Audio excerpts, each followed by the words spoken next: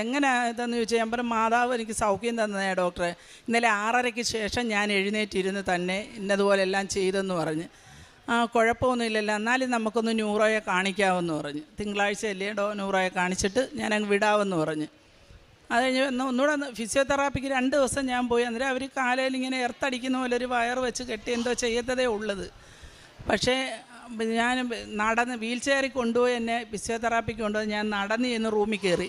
അപ്പോൾ ആ ഡോക്ടർ ചോദിച്ചു, എന്തുവാ ജൂലിയറ്റ് ഇത് ഭയങ്കര അത്ഭുതമാണല്ലോ എന്ന് ചോദിച്ചു. എന്താണെന്ന് ചോദിച്ചു. ഞാൻ പറഞ്ഞു ഓടണമെന്ന് ചോദിച്ചു. ഓടാൻ പറഞ്ഞു. ഓടി, ചാടി, നടന്ന്, കൈയൊക്കെ പൊക്കി, മറ്റേ ഈ കൈ പൊങ്ങത്തില്ലായിരുന്നു, ഈ കൈയൊക്കെ പൊക്കി ഇതൊക്കെ കാണിച്ചു കഴിഞ്ഞ് കാര്യങ്ങളൊക്കെ പറഞ്ഞു കഴിഞ്ഞപ്പോൾ അതൊരു ഹിന്ദുവാണ്.